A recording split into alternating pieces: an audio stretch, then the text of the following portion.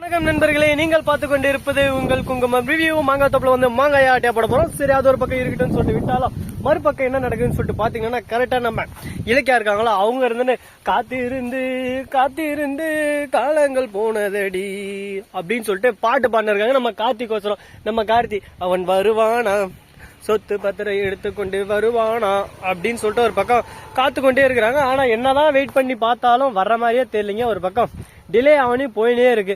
இது எங்கடா போய் முடிய போகுது, எதனா போய் முடிய போகுதுன்னு சொல்லிட்டு ஒரு பக்கம் தெரியாம சோகத்துல அப்படியே சும்மா சோகமா இருக்காங்க. சரி, இப்படியெல்லாம் ஒரு பக்கம் போயினாலும் மாங்காய் திருட்டு பையன் வராம பாருங்க அப்படின்ற மாதிரி ஒரு பக்கம் மாங்காய் ஆட்டே போட்டாச்சு. சரி, அதே மாதிரி நம்ம தலைவன் கார்த்தி இருக்காரு. அவர் எங்க போனாரு என்னன்னாரு எதுவுமே தெரியாம குழப்பத்துல குழம்பி போயிட்டு இருக்காங்க. ஆனா நம்ம கார்த்திக்கு என்ன ஆச்சு அப்படின்னு சொல்லிட்டு பாத்தீங்கன்னா, கரெக்டா அந்த கிட்னாப்பர்ஸ் இருக்காங்களா, அதாவது நம்ம அஞ்சலி போன் பேசி இந்த மாதிரி கிட்னாப் பண்ணி வச்சுரா. அஞ்சலியோட துரதிருஷ்டவசம் என்னன்னு சொல்லிட்டு பார்த்தீங்கன்னா, கார்த்தியை கிட்னாப் பண்ணிட்டாங்க. ஆனா இருந்தாலும் அஞ்சலி போன் பேசுறத கரெக்டா ஒட்டு கேட்டாங்க நம்ம ஜானகி. அச்சோ, இப்ப என்ன பண்றது, புள்ள மாட்டிக்கிச்சே அப்படின்ற மாதிரிதான் ஒரு பக்கம் ஆயிப்போச்சு. இதுக்கப்புறம் ஒண்ணுமே பண்ண முடியாதுங்க, அவ்வளவுதான். தக்காளி பழம் பெரிஞ்சு பழம் அப்படின்னு சொல்லிட்டு அஞ்சலி தூக்கி போட்டு போக வேண்டியதான். அஞ்சலி உழுது பாருங்க அடி. அடடா, அதை பார்க்கும் போது எனக்கு இருக்குது ஆனந்தம். உள்ளுக்குள்ள அப்படியே சும்மா குழுன்னு இருக்கு. அந்த அளவுக்கு சந்தோஷம். ஒரு பக்கம் அப்படியே மெய் சிலுத்து போயிட்டு அடி அவ வாங்கறத பாத்துட்டு அப்படியே சும்மா கார்த்தி ரிட்டர்ன் வந்துட்டு, ஏன்டி அவ்வளவு திமிரு இருந்தா என்னவே கார்த்திருப்ப. கௌதம் தாங்க போய் கார்த்தியை காப்பாத்தி கூட்டின்னு வரது.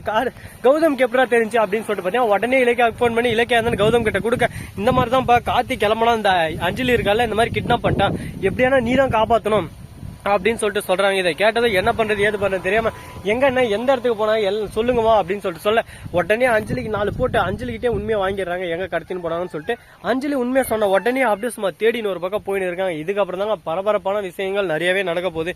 எப்படி கண்டுபிடிக்க போறாங்க, இதுல என்ன நடக்கும் ஏது நடக்கும்னு சொல்லிட்டு யாராலையும் எதுவுமே சொல்ல முடியாது. அந்த அளவுக்கு ஒரு பக்கம் ட்விஸ்டா போயின்னு இருக்கு.